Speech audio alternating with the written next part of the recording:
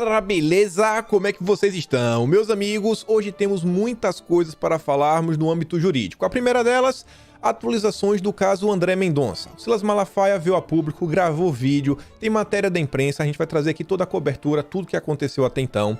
Tem a questão aí do Sérgio Camargo, ele foi afastado, não é que ele foi afastado, mas ele teve alguma de suas prerrogativas removidas. E isso pode ter ligações com liberdade de expressão e redes sociais. Alexandre de Moraes estendeu por mais de 90 dias os inquéritos e a imprensa tá falando um negocinho que eu mostro para vocês. Ainda temos aí o Renan Calheiros e tá ligado ao judiciário. Por quê? Renan achou uma forma de enquadrar as pessoas que a priori falaram mentiras, né, as fake news, dentro aí do Código Penal, tentando aí colocar a galera atrás das grades. Quem são as pessoas que podem sofrer nas mãos da CPI do Lula? A gente também comenta, temos outras coisas para falar da CPI do Lula, temos coisas para falar do Lula, de Bolsonaro. O presidente aí parece que recebeu uma planilha para auxiliá-lo na escolha do novo partido. E tem 3 partidos aí sendo, analisados. PL, PP e PTB. A gente comenta sobre isso, mais algumas coisas ligadas à eleição. Temos também mais sobre redes sociais, liberdade de expressão, algumas coisas também, algumas pautas internacionais ligadas à pandemia, muito mais. Teve lá o Romário falando coisa de Bolsonaro, a Globo aí tendo que demitir pessoas. Então, tem muita coisa. Vamos começar aqui já com a questão do Silas Malafaia. Vejam só. Ele postou um vídeo nas redes sociais. O vídeo tem um pouco mais de 3 minutos. Só que a Tsuki lá recortou o vídeo. Recortou o vídeo aqui em 2 minutos e 12. Eu acho que aqui tá o principal resumo do que a gente precisa saber do lado do Silas Malafaia no que diz respeito ao processo do Mendonça. O pessoal aí meio que jogando contra. Vamos ver aqui devagarzinho. A primeira parte do vídeo eu acho que eu vou deixar para comentar depois. Eu só paro, falo, ó, grava isso e a gente vai comentando, porque eu acho que o Malafaia não fez de forma tão didática, ou pelo menos para explicar, eu acho que fica mais didático se a gente não for parando ao longo do vídeo. Mas vejam só. Espera aí que tá sem som. Quem sabe faz ao vivo. Deixa eu dar uma pausa. Pronto, voltamos. Como é que pode, gente? Aí. A Folha de São Paulo dizendo que Ciro Nogueira, ministro da Casa Civil, um dos mais importantes cargos políticos, vai jantar com Renan Calheiros? O cara que quer destruir Bolsonaro por interesses políticos, cujo filho, governador de Alagoas, recebeu mais de 500 milhões e ele está protegendo os corruptos que receberam bilhões para combater a pandemia e fazendo uma CPI da safadeza? Pausa. Esse pedaço a gente comenta depois. Tá associando a imagem do Ciro Nogueira ao Renan Calheiros. Como é que ele vai, né, comer junto com o Renan, um baita jantar, almoço? Vamos ver. Como é que é isso? Bem, se o senhor Ciro Nogueira não foi jantar com ele, e se o senhor Ciro Nogueira é a favor da indicação de André Mendonça, convoque a imprensa. Não é pra mim, não. O senhor é obrigado a vir a público dar uma satisfação. O ministro Fábio Farias da Comunicação, eu tenho relacionamento com ele, me ligou dizendo, pastor, eu não tive em jantar nenhum, não. Tanto é que a Folha publicou a correção. Mas eu disse pro ministro, e vou dizer aqui, eu disse, ministro, você é obrigado a emitir uma nota clara de apoio a André Mendonça. Aqui já dá pra ver, ó. Só pontuar. O Fábio Faria ligou pro Silas Malafaia. E ele tá cobrando. Beleza, faz nota pública. Os ministros palacianos são políticos. Ele, o ministro Ciro Nogueira, que é da Casa Civil, e a ministra Flávia Arruda, que é da Secretaria de Governo, são políticos. Eles são obrigados a emitirem nota e trabalharem pela indicação do presidente. Isso é uma vergonha, minha gente. Onde é que nós vamos parar? Que história é essa? Não somos nós, pastores, que indicamos. Eu já disse aqui, se o presidente quer nomear alguém terrivelmente católico, ele vai perguntar a deputados e senadores, ele vai perguntar à imprensa ou vai perguntar aos bispos? Essa que é a questão, minha gente. Não é pastor que está indicando André Mendonça. É uma vergonha, é um preconceito e uma tremenda de uma safadeza contra André Mendonça. A indicação de ministro do STF é política. Vou repetir aqui. Os ministros Ciro Nogueira, Fábio Farias e Flávia Arruda, que são políticos e ministros do Palácio, são obrigados a defenderem a indicação do presidente Bolsonaro, são obrigados a trabalharem em favor de André Mendonça. Não querem? Cai fora daí. Não podem estar aí nesse lugar. E eu vou terminar dizendo, Deus abençoe o Brasil, Deus abençoe você e nos livre dessa gente má. Cita 3. Ciro Nogueira, Flávia Arruda, Fábio Faria. Ciro Nogueira, senador. Foi colocado lá na Casa Civil exatamente para lidar, né, com a articulação política como um todo e principalmente com foco no Senado, que é onde o governo vinha tendo problemas. Flávia Arruda está na Segov, Secretaria de Governo, é ali quem deveria estar desempenhando um papel realmente também de articulação, né? A Casa Civil tem as nomeações, mas a Segov também tem várias atribuições. Então tá ali, no dia a dia, conversando com vários caciques partidários, então, mais uma pessoa que o Malafaia se dirigiu a palavra. Esses dois são bem fáceis de entender. O terceiro deles, Fábio Faria. Bom, tá como a imprensa vem pontuando, viagem marcada para o PP, é o mesmo partido do Ciro Nogueira. Dentro dos núcleos aí que compõem o governo, ele é bem próximo aí, né? Faz parte da organização política com o Ciro Nogueira, com a Flávia Arruda. E ele foi o primeiro membro do Centrão a adentrar o governo com a criação do Ministério das Comunicações. E por mais que o Ministério das Comunicações, a priori, seja algo mais técnico, que não tenha tanta ligação com a movimentação política, cara, ele entrou lá para fazer articulação política também. Então o Malafaia não é menino. E aí você vê, o Fábio Faria ligou para ele, o que mostra que, ninguém quer o Malafaia, né? Ninguém quer o Malafaia no pé do ouvido. Quantos e quantos votos o Malafaia pode representar, né? Às vezes a palavra do Malafaia pode tirar muitos votos e queimar alguns políticos perante a opinião pública. Ninguém quer isso. Ninguém quer isso. Outra coisa, o que eu falei ontem, volto e repito. Para mim, o que o Malafaia está fazendo? Qual a estratégia dele? Já que o pessoal aí está tramando, quer indicar um novo nome, ou talvez não, vem a público e diz que você apoia o Mendonça. Porque aí vai ficar muito feio, mas muito feio, se indicar, por exemplo, o cara lá do CAD, que é ligado ao Ciro Nogueira. Você não apoiava o Mendonça? Você vê a público e agora você tá indicando o cara seu porque o Mendonça foi reprovado e tudo mais.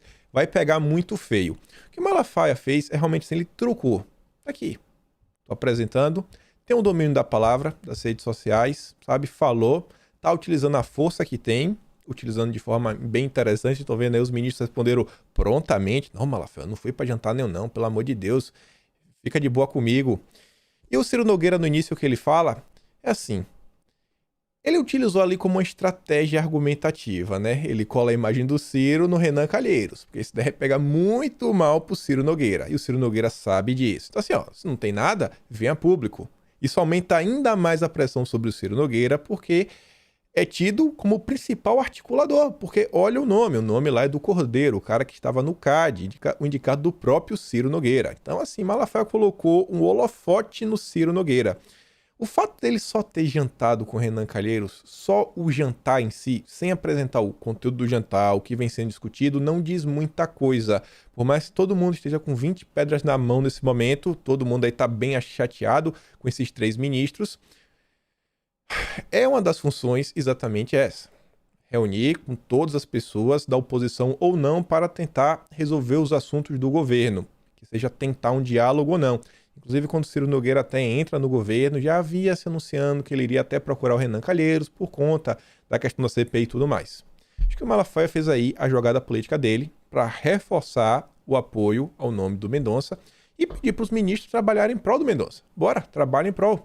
Teve gente nas redes sociais falando, Malafaia aí pediu 3 ministros, aí agora vai fazer o quê? Vai pedir para ter mais 20 aí, vai pedir para os outros 20 também?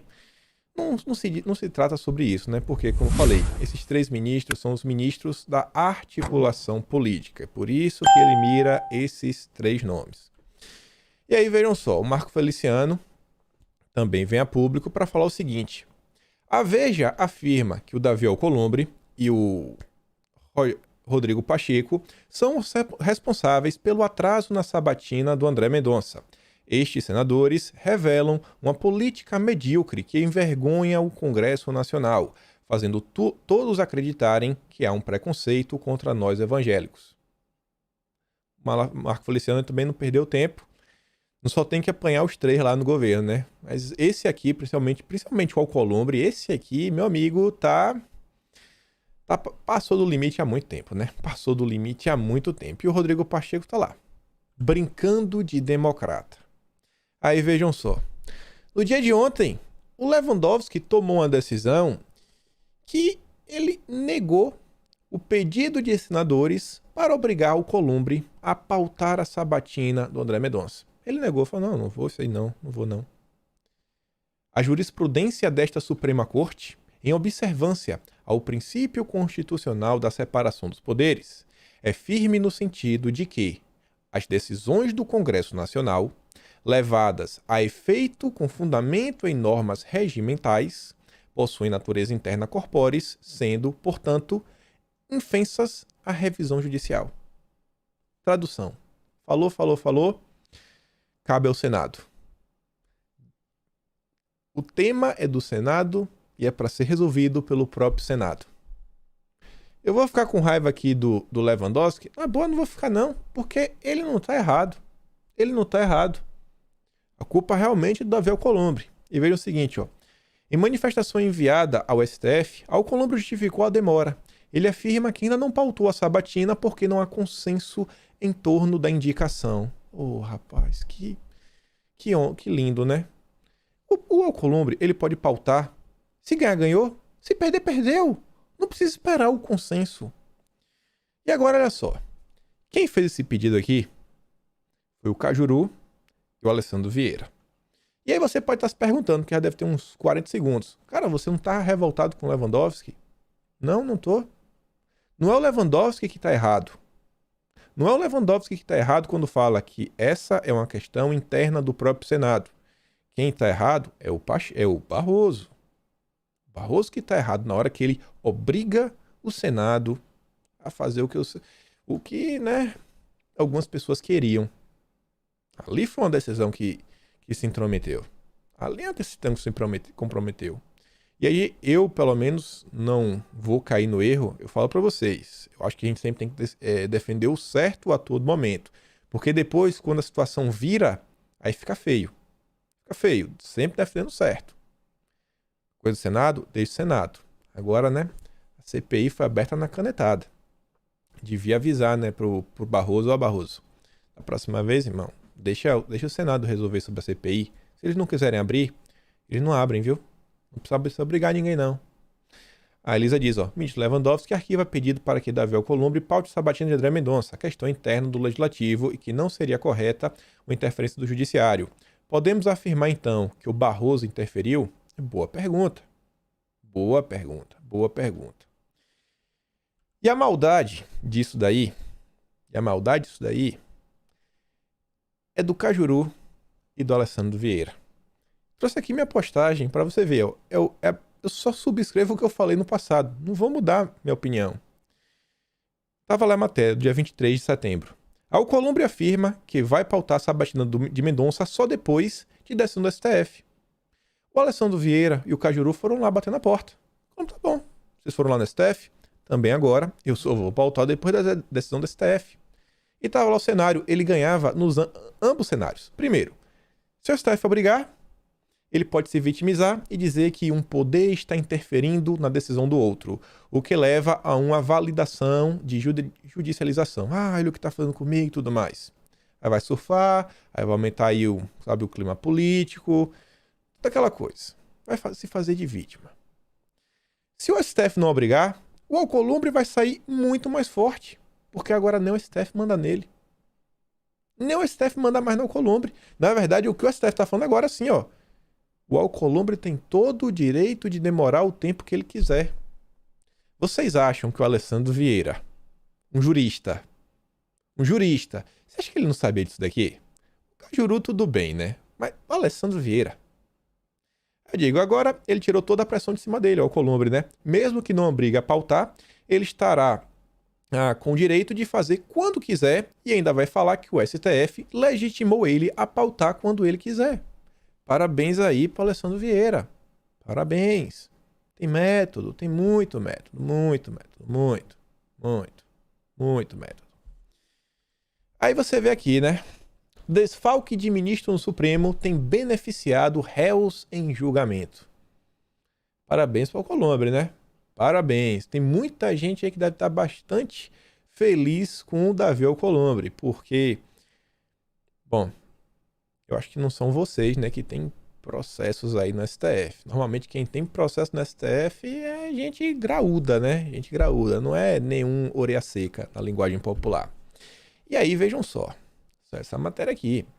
Alcolumbre está determinado a não pautar a sabatina de André Mendonça. Falou agora que não vai.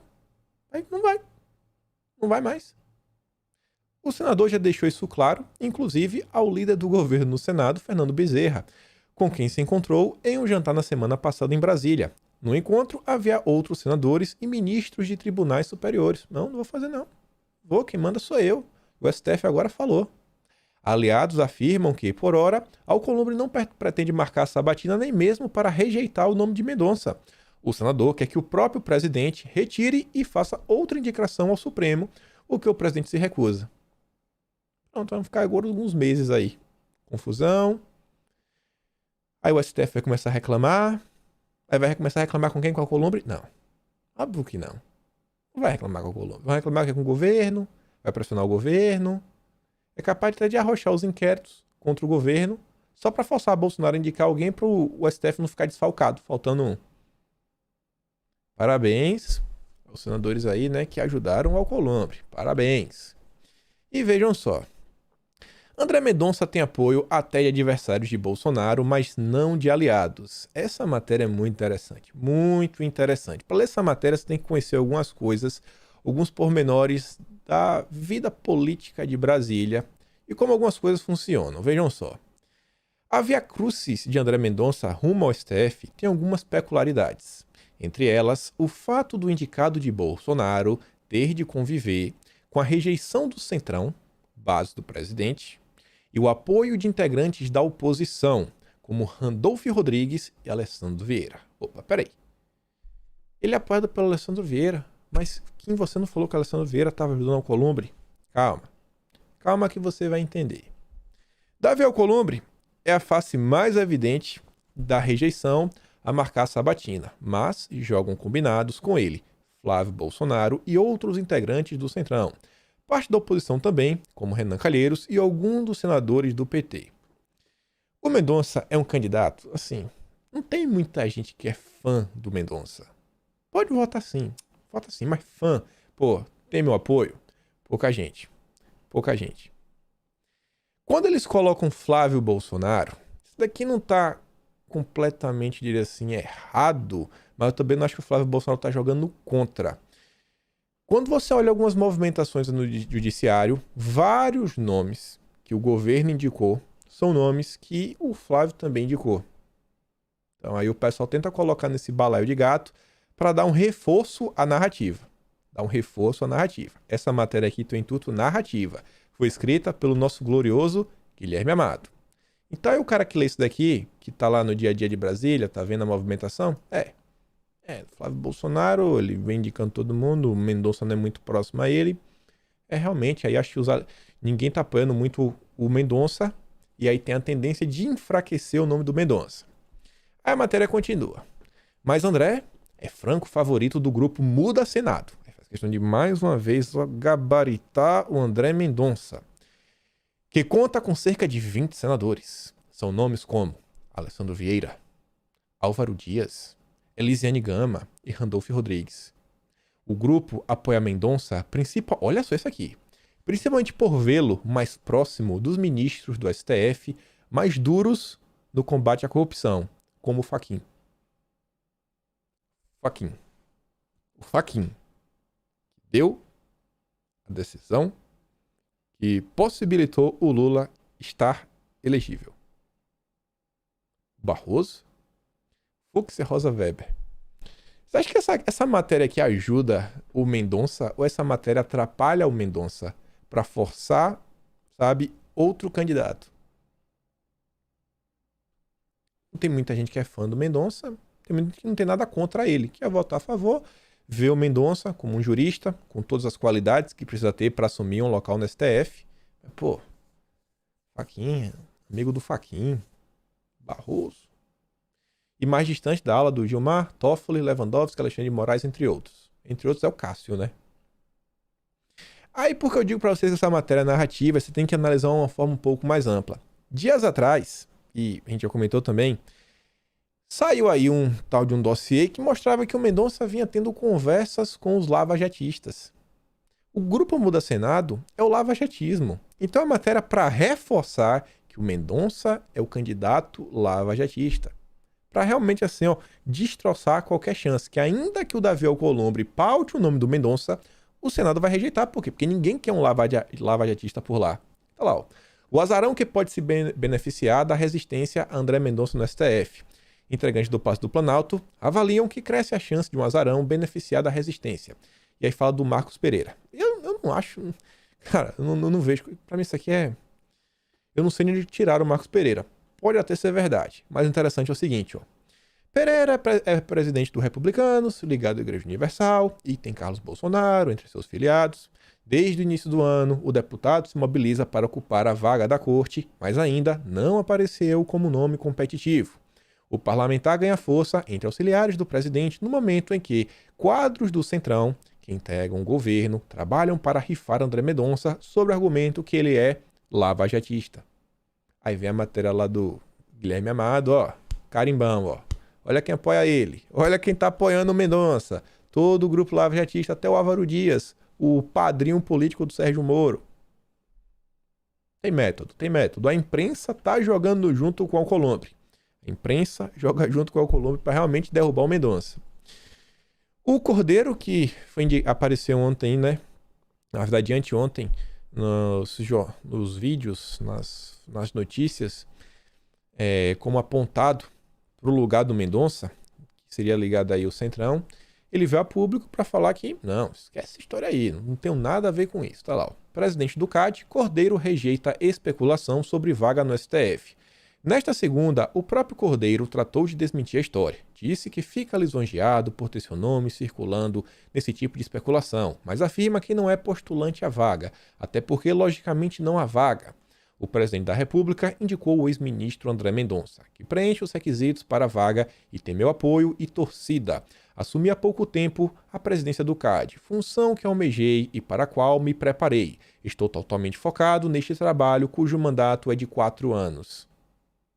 Isso aqui não é aquela típica fala que realmente, né, dá apoio pro Mendonça e tudo mais. É fala de apoio. Mas também por quê, né? Depois daquele vídeo do Malafaia, assim, Bolsonaro pode até trocar o nome, mas se mandasse o nome do Cordeiro, vai ficar complicado, né? Aí realmente a briga ia ser grande. Aí a briga, pô, Bolsonaro. O Cordeiro sai por cima, né? Não, apoia o Mendonça, apoia o Mendonça, apoia o Mendonça. Por quê? Porque ele quer se cacifar. Quer se cacifar. A própria imprensa aqui diz, ó. Citado para o STF, presidente do CAD almeja vaga em outra corte. Já que aparecer aqui, ó, não quero o STF, não quero não, apoio o Mendonça, Bolsonaro 2022, mito, e manda para o STJ. Definido por alguns ministros do governo como possível nome para o STF, o atual presidente do CAD, Alexandre Cordeiro, tem se articulado mesmo para assumir uma vaga no Superior Tribunal de Justiça.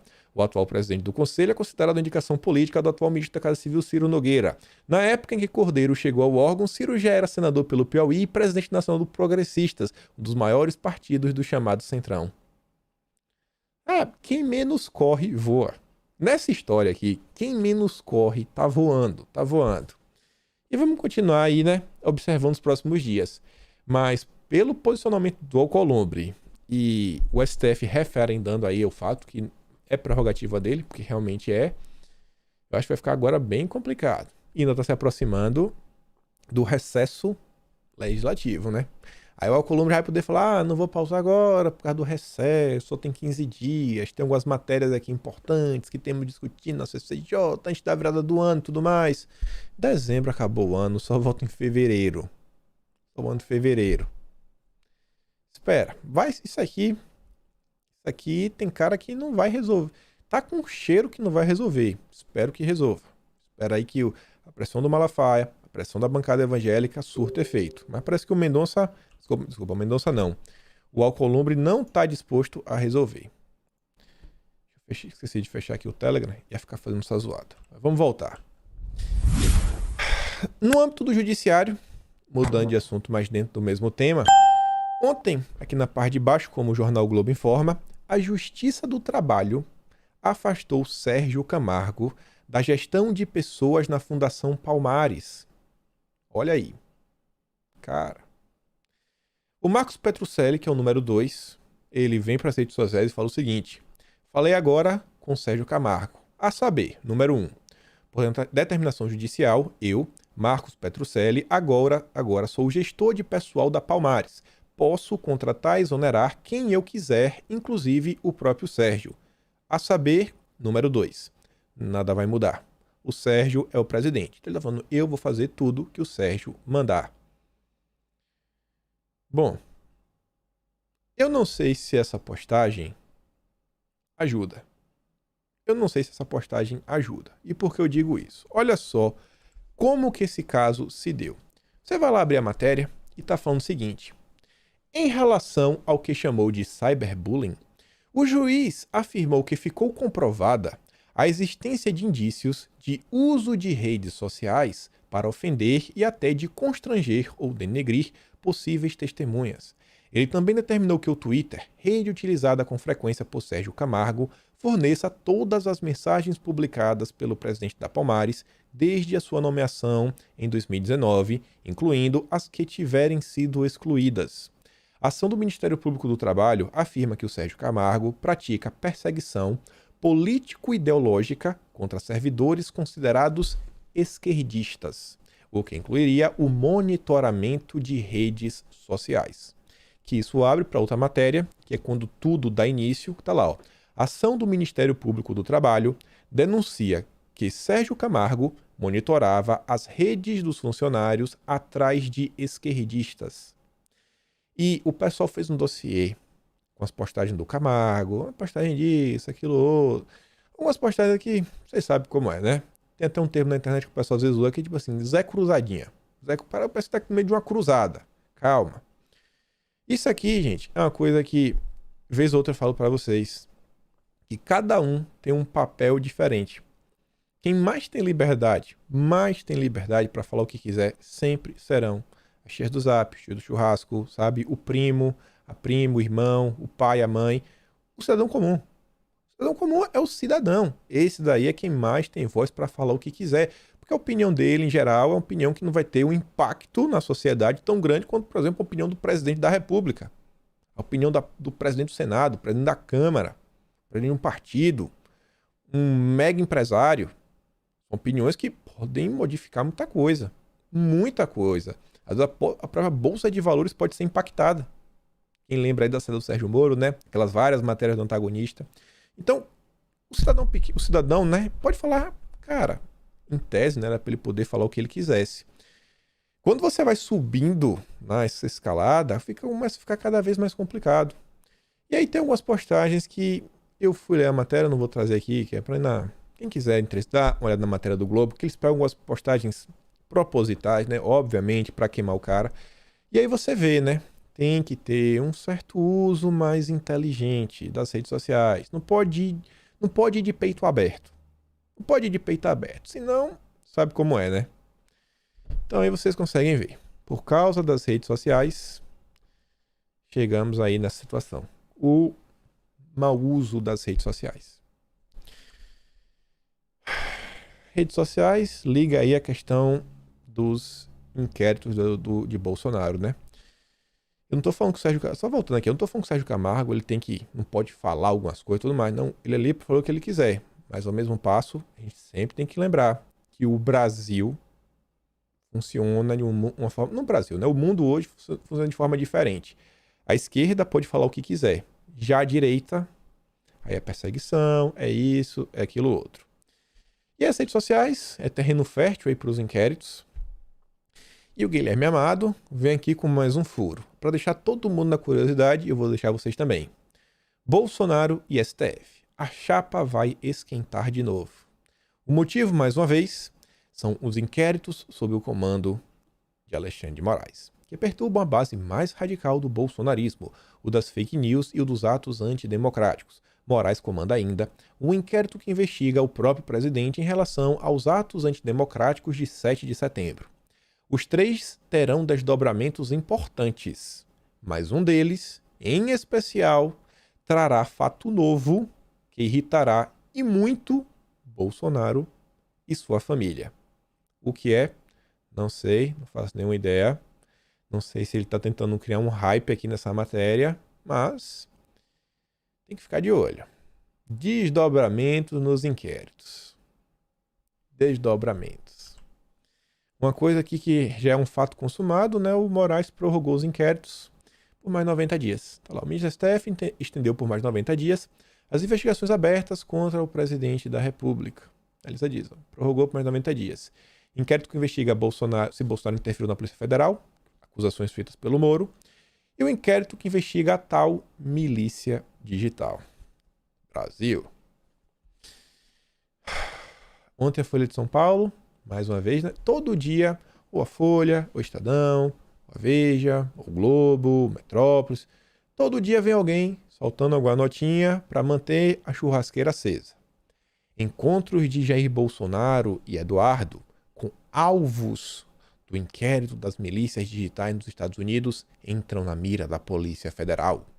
A visita de Eduardo Bolsonaro à sede da rede social americana de direita, a Getter, e os encontros do deputado e de Jair Bolsonaro com o influenciador Alan dos Santos do site Terça Livre durante a viagem da comitiva brasileira aos Estados Unidos em setembro não passaram desapercebidos no inquérito que investiga milícias digitais.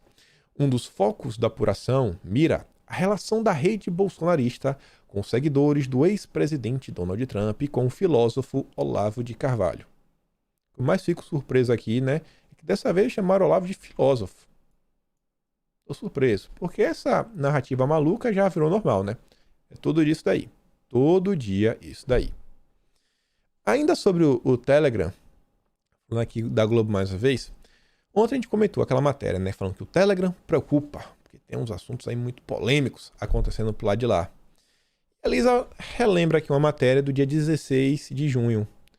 O Globo lança seu canal no Telegram para divulgar notícias.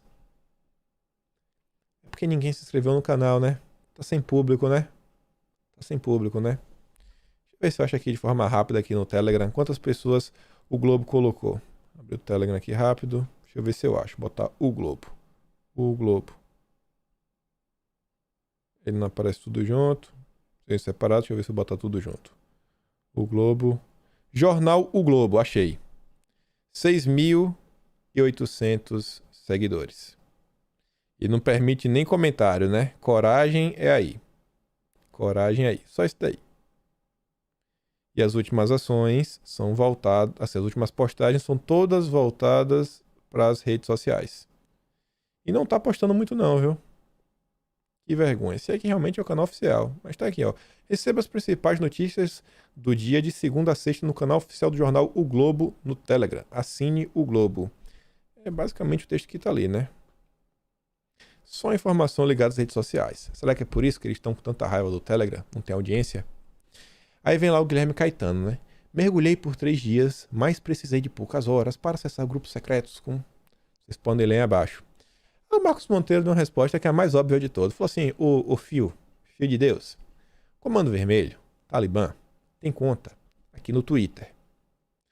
A gente clica em qualquer trending topic, rola mais de 5 minutos e encontra pirulitos balançando, bumbuns expostos e também, né, os peitinhos.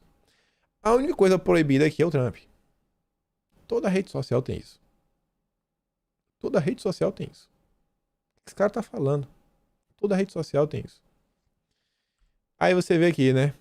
Ele fala, não, mergulhei por 3 dias e tudo mais, blá, blá, blá. E o Otávio diz, né? Tá bom, vamos fingir que você se importa com esses temas. E não é por causa disso daqui, né? Além do mais, o Telegram se encaminha para desbancar o WhatsApp como o principal aplicativo de comunicação eleitoral em 2022. Bolsonaro acabou de bater 1 bilhão de inscritos no canal. Lula tem 35 mil, Ciro tem 18 mil. Mandetta tem 1.800, Pacheco e Leite, algumas centenas. Sou jornalista. Só quem segue o Pacheco é são jornalistas, né? Tá lá para ver, para poder soltar alguma matéria. CNN falando que o WhatsApp altera a regra para denunciar mensagens específicas em uma conversa. Saiba como. Não é uma medida errada nem nada, né? Porque nunca se sabe, mas você tá vendo, né? São mais e mais medidas que, a priori, são para coibir, né, ações indevidas, pessoas que chegam assim com interesses escusos e tudo mais. Mas imagina como isso aí pode ser utilizado. Imagina, sei lá, alguém entra num grupo de WhatsApp e começa a denunciar as mensagens. E aí, a partir da denúncia, vai lá, entra e tem acesso. Daqui a pouco tem um vazamento, vai parar no Globo. Eu sempre fico assim meio receoso, né? Hoje em dia, com qualquer mudança. Não em si, só isso daí não é ruim. Já podia você, né, denunciar o perfil. Agora está denunciando a própria mensagem. Um determinado perfil você podia denunciar. Espero que isso aqui seja utilizado para o bem. Outra matéria aqui que você vê, né? A gente sabe que tem alguns temas ligados à luta contrária ao Fique em Casa, que a gente não pode falar. Temos que apoiar o Fique em Casa. E aí, né, as Big Techs aproveitaram a pandemia para ampliar a presença no mercado imobiliário. E mostra aí que eles comparam muitos imóveis com valores em promoção, porque os imóveis lá, principalmente lá na Califórnia, baixaram de preço. O Fique em Casa foi muito bom aí para alguns grupos. Muito bom. Ainda âmbito jurídico, mas mudando. Renan Calheiros deve propor pena de 2 anos de prisão para quem divulgar mentiras. O senador Renan Calheiros deve propor em seu relatório final da CPI um projeto de lei que estabelece prisão de até 2 anos para quem disseminar notícias falsas com conhecimento que se trata de mentiras. A ideia também é sugerir regras para as empresas de mídias sociais para que elas passem a exigir o RG e não só o e-mail para a criação de contas. Assim, avalia o relator, seria mais fácil coibir a existência de robôs. Se todas as redes sociais precisarem disso, as redes sociais que não estão no Brasil não vão poder funcionar, né?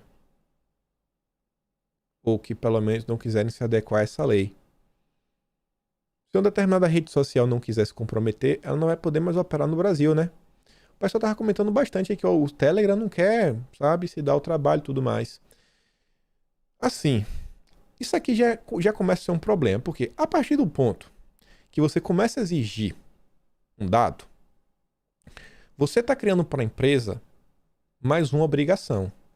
Isso aqui é uma obrigação séria, por quê? O RG da pessoa pode ser utilizado, né, para fins, para tirar proveito. Então, essas empresas elas vão ter que ter muito mais cuidado na privacidade, em sua segurança digital e tudo mais. E assim que você tiver qualquer tipo de vazamento, meu amigo, já pensou? Vazar o RG de todo mundo no Brasil? E aí, né, aquela galerinha do mal pega o RG da galera para ficar fazendo besteira? Então, acho bem complicado. Bem complicado. Também aí, né, facilita, isso daí pode ser o prelúdio, para medidas como um passaporte do bem, né? Porque pode ficar muito fácil você puxar, né, pelo RG do cara, as postagens que ele já fez na rede social, ver como é que a pessoa se porta nas redes sociais. E aí, a depender, né, pô, a gente não vai te aceitar aqui não, que você é um cara do mal nas redes sociais. Olha o que você fala aí. E aí, você pensa o seguinte, a partir do momento que tem isso, surge aí algum grupo com a ideia maravilhosa de fazer tipo um reclame aqui do RG do cidadão. Quem garante? A gente vê que muitas pessoas às vezes tomam hate nas redes sociais, né? Discurso verdadeiramente ódio, denúncias sem fundamento. As pessoas vão lá, fazem denúncia em massa, o perfil cai. E aí, como realmente você avalizar, né? Quando é justo e quando não é justo. Quando está sendo uma movimentação puramente política para coibir, calar adversários e quando não é. Acho que o Renan Calheiros, todas essas dúvidas que eu estou colocando aqui para vocês, você acha que o Renan Calheiros não sabe disso? Eita, meu Deus. Eu não sabia, né, que a gente tem todos esses problemas. Renan não é menino. Renan não é menino. Não é menino.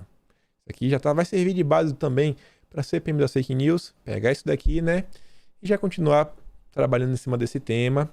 A PL 2630 também. E o Renan Calheiros, né, ele vai propor essa lei, mas ele já encontrou alguns tipos penais para tentar aí, né, colocar atrás das grades algumas pessoas. Os tipos penais que a CPI encontrou para enquadrar as mentiras da pandemia. Dizem que não está no Código Penal, né? Fake news, mas o Renan Calheiros deu um jeito. O primeiro deles seria o artigo 268 do Código Penal, descumprimento de norma sanitária. O segundo será o artigo 286, incitação ao crime de descumprimento de norma sanitária. O descumprimento prevê pena de detenção de 3 a 6 meses ou multa. E a incitação prevê pena de detenção de 1 mês a 1 ano. E também multa. Vão entrar nesse pacote, né? Entre outros. Quem vai estar aí, né? Na listinha do Renan? Pazuello vai ser responsabilizado por tudo que o Ministério da Saúde propagou em seu período a favor do tratamento precoce. Roberto Goidanit, assim se fala, não sei. Diplomata que comandou a Fundação Alexandre de Gusmão, braço de estudos do Itamaraty, que abrigou lives de militantes bolsonaristas que iam contra isolamento, máscaras, etc. Alan dos Santos. Diversos comunicadores e militantes bolsonaristas, defensores do tratamento, crítico, blá blá blá blá blá. Vai tentar colocar todo mundo na cadeia. Cadeia. Renan Calheiros colocando pessoas na cadeia. Esse é o Brasil. Renan também, né, deve propor indiciamento de Bolsonaro, filhos do presidente, mais 37 pessoas. Ou seja, um total pelo menos 41, né? Bolsonaro, 3 filhos, mais 37, 41. Além de Bolsonaro, devem ser indiciados os filhos, Flávio Carlos Eduardo, ao menos 3 ministros, Queiroga, Wagner Rosário e Onyx Lorenzoni, líder do governo na Câmara, Ricardo Barros, também está na lista o ex-ministro Pazuello, Osma Terra, Ernesto Araújo, deputada Carla Zambelli, Bia Kicis, a médica Nise Yamaguchi, os empresários Luciano Hang, Carlos Wizard, Otávio Facuri e o Max. Este último dono da empresa Precisa Medicamentos. Hang, Wizard e o Facuri. Cara, o Hang e o Wizard, até pelo que me consta, o único que fez esse pessoal foi realmente ajudar o Brasil, né? O Hang aí doou vários cilindros. O Wizard também entrou aí tirou dinheiro do bolso para ajudar as pessoas. O Renan, né? O Renan é um cara muito preocupado com o Brasil. Quem também está muito preocupada, né? São as senadoras. Senadora quer incluir capítulo sobre mulheres em relatório final da CPI. Elisiane Gama vai sugerir a Renan a inclusão de um capítulo no relatório final dedicado exclusivamente às mulheres. A ideia é dar espaço ao tema a partir de 2 perspectivas. A primeira é abordar como as brasileiras foram atingidas pela pandemia, especialmente as vítimas fatais. Em outra linha, Elisiane quer também que Renan inclua a recomendação de alteração no regimento do Senado para criar a obrigatoriedade da participação de mulheres em todas as comissões instaladas na casa. Pronto. Mas regras de compliance dentro do Senado. Se a regra de compliance vale no Senado, por que essa regra também não valeria, né, para a iniciativa privada? Regras lindas e maravilhosas. Eu não sabia, né? Parece que só o simples fato de você ser XYZ tem que lhe colocar em determinado lugar. E não, sei lá, a sua habilidade política e tudo mais. Pô, beleza. Aí começa com essa lei aí, né? A obrigatoriedade de mulheres. Aí vem outro, obrigatoriedade de pessoas, aí leva a questão da pele. Obrigatoriedade do arco-íris. Daqui a pouco tem obrigatoriedade para tudo. Daqui a pouco a gente nem mais vai escolher. Nem mais vai escolher. Vai ter um órgão, um super conselho, o Conselho do Compliance do Senado, que vai determinar, né, quais serão cada uma das comissões. E esse órgão aí não vai ser nem eleito, porque o povo não tem capacidade, né, de escolher ninguém. O povo não tem, o povo não sabe. Vamos escolher pessoas iluminadas que têm dentro de si, né, os valores das democracias liberais e iluministas. Isso aqui é eu não sei para onde o pessoal vai. E a imprensa acha a coisa mais normal do mundo. Mais normal do mundo. Já isso daqui devia estar em todos os jornais da mainstream media. Globo, Estadão, Veja, Folha, tudo. Não vai. Mas está lá na Revista Oeste. CPMI dos estados e municípios já tem 37 assinaturas no Senado. Mas eu acho muito difícil avançar. O Pacheco não vai querer isso aqui. Não vai querer. Vai ficar, né, só na espera. O Eduardo Girão está propondo uma CPMI só para investigar agora o dinheiro. Já que não quis investigar nada, nenhum interesse em investigar o dinheiro, os casos aí que a Polícia Federal vinha apontando, investigar o consórcio Nordeste, não tem interesse, então vamos criar uma CPMI nova. Eu acho que essa aqui não vai para frente. Muito difícil. Queria ir, mas... E se eu não me engano, tem uma regra que só pode funcionar uma CPMI por vez. Então, como ano que vem vai voltar a CPMI das fake news, acho que dificilmente isso aqui vai conseguir ser instaurada. Mas, independentemente, parabéns aos envolvidos, pelo menos foram atrás das assinaturas, para mostrar, né? Isso aqui acho que representa muito a indignação de grande parte dos brasileiros. Só para reforçar a importância, aquela CPI ali que é importante. O Ministério Público Federal postou ontem que a Operação Rebotalho, o MPF, denuncia empresário e ex-secretário adjunto por compra de respiradores inservíveis. Isso aí ocorreu no Rio Grande do Norte. O Rio Grande do Norte está tendo uma CPI. Chamaram o Gabas, não quis falar nada. E parece que o pessoal aí está tentando, né, realmente, dessa vez, investigar a corrupção. Falando aqui nesse CPI, mas já mudando um pouquinho de tema, vejam só, né? Santa Cruz, presidente do AB, e o Marcelo Freixo buscam o apoio de Lula.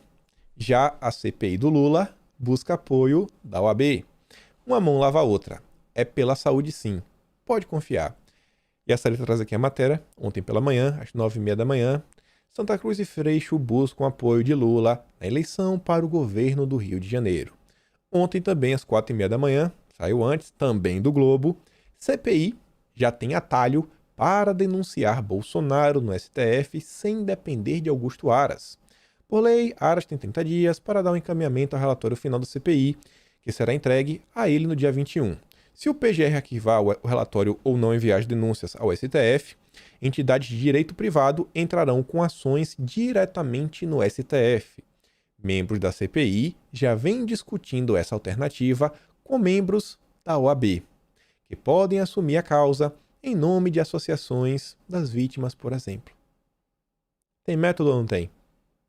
Santa Cruz, amigo do Lula, está à frente da OAB, que a CPI, né, os membros, né, Renan, Omar, Randolph, Alessandro Vieira, Elisiane Gama, né, Humberto Costa, Rogério Carvalho. Então, vamos conversar. Essa é a festa da democracia. O Estado Democrático de Direito. Isso aqui. Fake news do bem. Aquele momento onde a imprensa, em conluio com o líder das pesquisas, precisa usar foto antiga para parecer que o ex-presidiário arrasta multidões. Onde estão as agências de checagem e os checadores? É a matéria aqui da Veja, né? Em clima de campanha, Lula visita catadores em Brasília. A mesma foto é uma foto de 2018. Lula recebe catador de materiais recicláveis e o escritor Raduan Nassar. Parabéns aí pra Veja, hein? Estão fazendo de tudo para eleger o Lula. Estão se esforçando dia sim, dia também. Dia sim, dia também. Quem também está se esforçando aí para tentar se eleger é o Ciro Gomes. Já gastou 1 milhão com ex-marqueteiro do PT, condenado na Lava Jato, o João Santana. E ontem o Verdivaldo, ele foi lá no Flow. Eu tentei escutar, eu vi 1 hora, acho que das 2 horas. Nossa, dureza. Eu parei porque me chegou no ponto que eu falei, pronto, aqui chegou no auge. Acho que é a melhor coisa que eu podia tirar do programa. Finalmente lá, né? Esses podcasts, como eu digo pra vocês, todos iguais. Todos iguais, sabe? Todos iguais. São os podcasts da terceira via, os amiguinhos da MBL. E ontem o Glenn tava fazendo campanha aberta pro Ciro Gomes. Aberta. E aí lá o Monark e o Igor, não, olha só, isso mesmo, Ciro Gomes, tem um projeto e tal, e aquilo outro, o nome mais capacitado para assumir aí a presidência do Brasil. Tem método demais, né? Tem método. A gente vem comentando, ó, desde fevereiro, né, aquela chapa. Ciro, de presidente, Eduardo Leite, de vice, e toda aquela turminha ao redor. Tá aí. Essa é a frente ampla. Ontem também saiu uma matéria que se encontra, né, com aquela coisa que a gente comentou no vídeo de anteontem, que eu falava Lula defendendo Bolsonaro. Aqui agora foi a vez da matéria do Globo. A Anitta diz, ó, até o cachaceiro confirma que Bolsonaro é refém do Congresso. Se chegar ao Planalto, Lula quer retomar controle do orçamento. Nas conversas políticas da última semana, Lula demonstrou especial preocupação com as mudanças que o Congresso fez no orçamento da União. As RP9s, chamadas emendas de relator, são o principal foco do petista. A avaliação é de que, com esse volume de recursos na mão de deputados e senadores, nenhum presidente governa. Somente este ano, as RP9 somam quase 17 bilhões. São escoadas sem digitais pelas canaletas do arquitetado orçamento secreto. Lula avisou que quer mudar a forma e devolver ao executivo o controle do bolo de recursos. É muito fácil jogar pedra, né? Muito fácil jogar pedra. Tudo é culpa de Bolsonaro. Tudo é culpa de Bolsonaro. Aí tava lá o pessoal no Flow, né? Ai, porque eu vou votar no Ciro? Porque o Ciro apresentou um projeto. Apresentou um projeto. Então ele vai ter que cumprir o projeto dele. As pessoas acham que políticas são feitas de entes abstratos. Projetos, pautas. A política é feita de pessoas de carne e osso. De carne e osso. E cada dia é um dia diferente, é uma coisa nova que acontece. E a política brasileira, né, é a maior das caixinhas de surpresa. Maior. Tem muitos que reclamam, né? Ai, quantidade de pautas de esquerda que vem avançando. Bom, eu acho que no governo Haddad ia ser ainda pior. É só olhar ao redor do mundo. Todos os países de esquerda foram muito piores. Pelo menos ao meu ver. Na minha opinião, se é que eu ainda posso ter uma opinião, foram piores. E tá aí, né? Mas é sempre mais fácil. Pelo menos, eu não ia querer ter o Haddad na frente do Brasil durante a pandemia. Acho que ia ser bem complicado, né? Aqui diz respeito, não diz respeito ao orçamento, mas esse aqui é muito bonito, né? Não é de hoje que eu já comento, até lá no Twitter, tem várias postagens minhas sobre o tema. E a coisa tá tão feia que o Marcelo Ramos, vice-presidente da Câmara, que trabalha muito contra o governo, veio se humilhar em público. Não conseguirão criar intrigas entre mim e o Lira. Ele o legitimado pelos deputados para gerir a Câmara. Como vice, quando em substituição, jamais me afastarei do dever de lealdade com as orientações do presidente. Além disso, entre nós, uma amizade fraterna. Ele achou que ele ia conseguir esconder de todo mundo, né? O plano dele de derrubar o Lira. Exerço meu mandato de forma independente e crítica ao governo e assim seguirei. No exercício da presidência estarei sempre vinculado às orientações dos líderes da mesa e do presidente. O cara veio se humilhar em público. É do PL aí, ó. Aí é um ponto bom, já estão batendo no PL, estão batendo na Flávia Arruda, bate nesse cara aí também. Bate aí também. E bota a conta no Valdemar da Costa Neto. A Flávia Arruda não resolve nada. Até o Malafaia devia ser mais esperto. Bate na Flávia Arruda, mas fala o seguinte: Valdemar, e aí? Você colocou a Flávia Arruda aí. Todo mundo sabe que é sua marionete. Vai fazer o quê? E o Marcelo Ramos? Bate no Valdemar. Valdemar tá jogando muito solto. Tá precisando de uma marcação cerrada homem a homem. Vai lá, deixa uma mensagenzinha de amor pro Valdemar Costa Neto. Bolsonaro recebe planilha com informações sobre partidos do Centrão. Ideia é que o documento ajude o presidente a escolher qual legenda ele vai se filiar. Detalhes. Vamos ver aí, eu falei para vocês lá na introdução. O documento traz prós e contras de ao menos 3 legendas do Centrão. O PTB, do Roberto Jefferson, o PP, do Ciro Nogueira, e o PL, do Valdemar Costa Neto. Gostei que colocaram o PTB no Centrão. É um partido de Centrão. Tem que parar com essa história de tentar se vender como um conservador que não é. E tá certo. Todos esses partidos vão ter coisas boas e vão ter coisas ruins. Todos. É assim que funciona. A vida, tudo tem prós e contras. A planilha mostra, por exemplo, números e valores do tempo de TV, fundos eleitoral e partidário, tamanho de bancadas e perspectivas de cada legenda para as eleições do próximo ano. Auxiliares ressaltam que o documento tem sido analisado conjuntamente com as perspectivas políticas que cada partido poderá oferecer ao presidente de 2022. Sobre PP e PL, por exemplo, a avaliação do núcleo duro do presidente é que os dois partidos querem apenas usar Bolsonaro para elegerem grandes bancadas na Câmara. Eu acho que essa percepção aqui, vocês também compartilham, eu também compartilho. Muito bonitinho esse partido e tudo mais. É importante ter aliado. É importante, mas Assim, né? PP e PL eu acho que é mais para tirar proveito de Bolsonaro. Já o PTB teria muitos conflitos internos, mas oferece mais afinidade ideológica com o presidente da República e mais influência a ele na definição de candidatos. E realmente aí o PP, né? O PTB tá um conflito bravo nos últimos dias, né? Oswaldo, Roberto Jefferson, Graciele, Cristiane Brasil. A confusão tá bonita. Nem chegou nas eleições e o pessoal já tá se estapeando para saber quem comanda o partido.